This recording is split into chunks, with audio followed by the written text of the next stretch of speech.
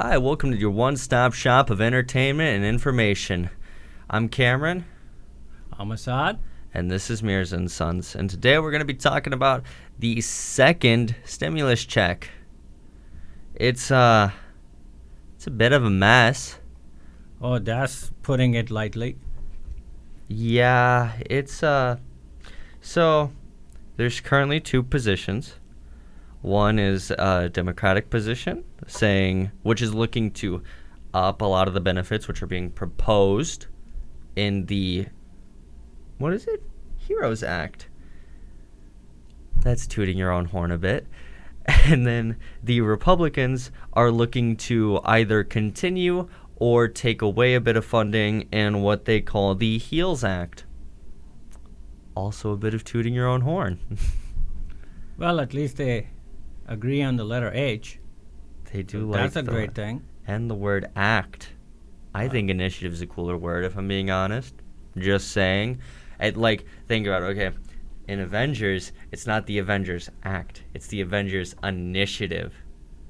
Oh, the geek side is coming out at you. All right, Just saying, let's stay focused. It's Come on. Cooler. All right. So both sides are looking to keep the $1,200 as a single stimulus check. However, the Democrats are saying that there should be $1,200 per dependent, meaning whoever you write down as somebody who depends on you on your taxes, and they are only willing to offer that up to 3 dependents, whereas the Republican Party is suggesting $1,200 with a $500 up per each dependent with no limit on dependents and no age limit. Good if you got a lot of kids. Well, I wonder, do Republicans have more kids than Democrats? That statistics need to be looked up. If that was the case, yeah, I would be pushing for that too. I mean, it'd be pretty decent for us. We'd wind up getting 1,500. Well, we wouldn't get anything. Sorry, son, you don't qualify for any of that. We Good don't. luck. But if we did, we'd get 1,500. Yeah, good luck with that one. Uncle Sam is not that nice to you. Uncle Sam isn't. It's a bit of an interesting plan, though, because in the $500 per dependent, it would take 12 dependents in order to even match the having 3 kids. That was wrong math. That was very wrong math. But do we need to start over? No, it's good. Okay. I meant to say you would need 6. I was thinking of getting to 60,000. I meant to be thinking of getting even close to 3,600. Listening to your math skills, it seemed like the Asian gene is not strong in you. That's a different Asian. We're not the city Asians. All right, okay. Because otherwise math is, kind of second nature to us. Come on. Hey, we're the ones who are good at a lot of the arts. We do a lot of the of construction.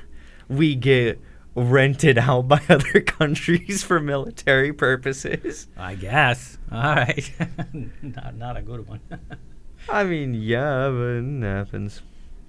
It's an interesting plan. I'm personally leaning more towards the Democrats' plan. I still don't think that it's quite enough, and I think that especially in a circumstance like this, when a lot of people are having unusual troubles that in most situations they wouldn't have to deal with, it does wind up eating at them both financially, and not only financially but medically and psychologically, with a lot of people staying at home and a lot of people not going out. There have been many people I've talked to who come through and I ask them how their day was, how everything's going, and they say, I'm really happy. This is the first time I've gone out since this whole thing started. I don't know who has that kind of resolve, but they've got it. Well, you have to look at these things from 2 different perspectives.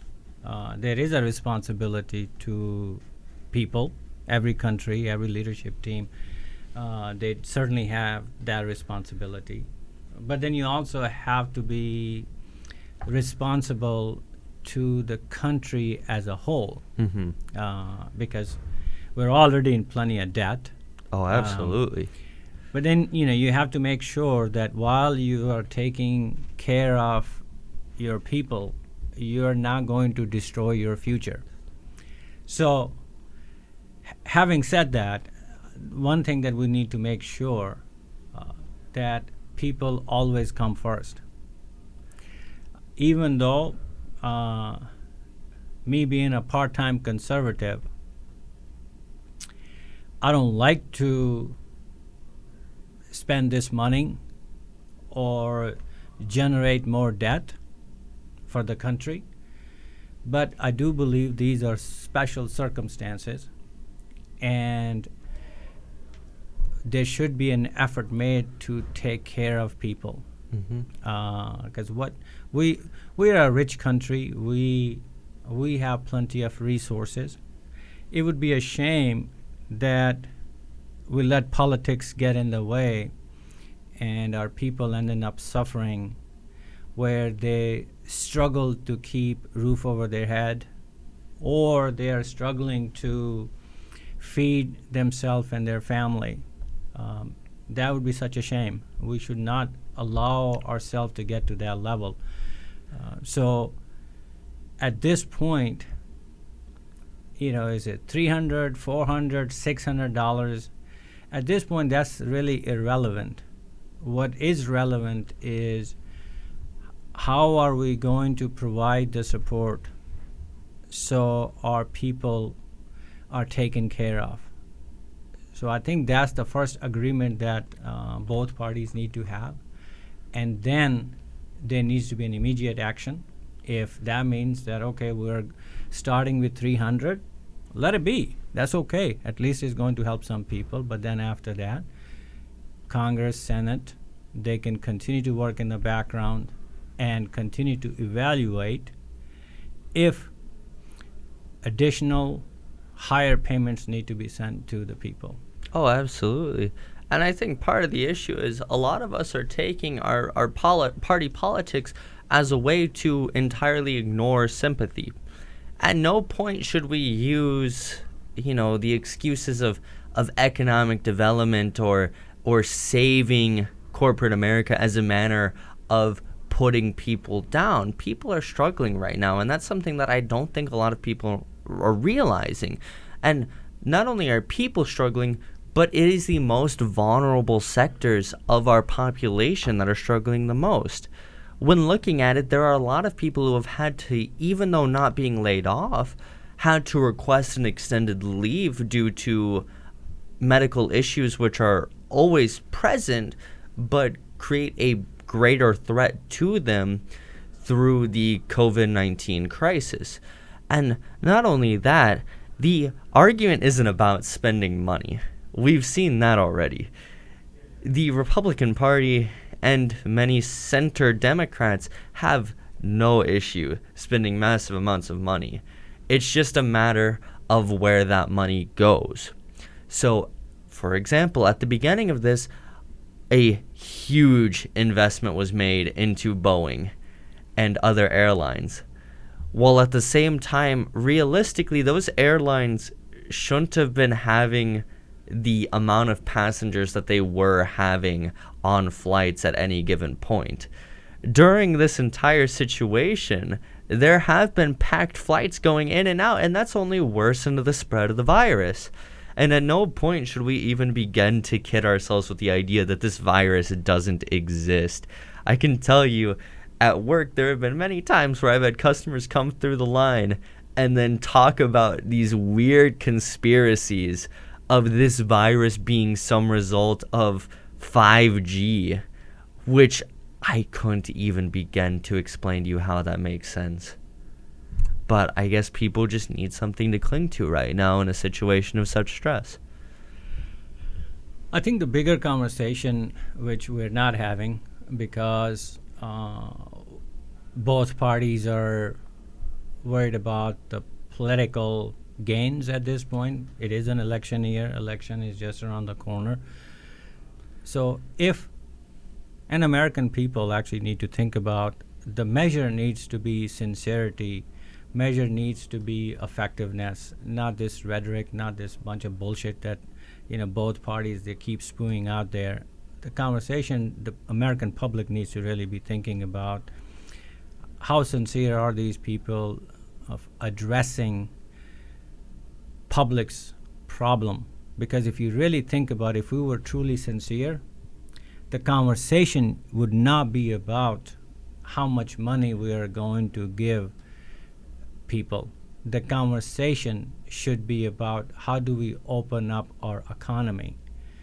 So that's the true mark of sincerity. Leadership is about how do you overcome challenges, how do you overcome problems.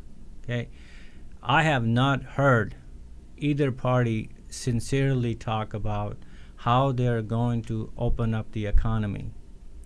To me, the answer is not that let's give people a bunch of money. The answer is let's figure out a way how to open up the economy, how to bring life back to normal. Let's call it new normal. Given the current circumstances, this pandemic that we are dealing with, this may continue on for another year, maybe for another 2 years, because who knows how long it's going to take for vaccines to get approved and then they're effective. There are a lot of unknowns, but what does that mean? Are we going to just sit and have everybody sit at home and do nothing and just keep sending everybody checks? That's not the solution. The end solution is let's figure out a way how to open up economy, how to bring people back to normal activities with some sort of a responsible way that we are not going to spread the virus. We are not going to all of a sudden make a bunch of people sick and create these just very unusual circumstances for people. We don't want to do that. But the conversation in my mind is really about let's talk both parties, not only just one, both parties. They need to start talking about opening up the economy, opening up the country.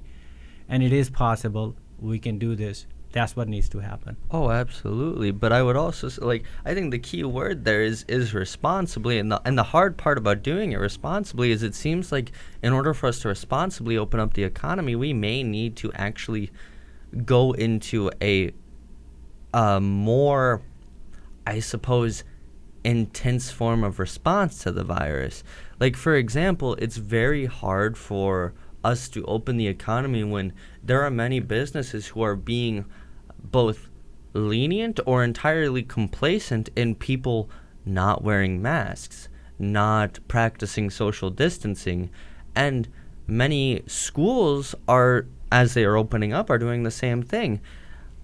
For instance, there was it was, I believe, a girl in middle school or high school. I don't know if you know the story that I'm talking about, though. It was on the news. I don't pay attention.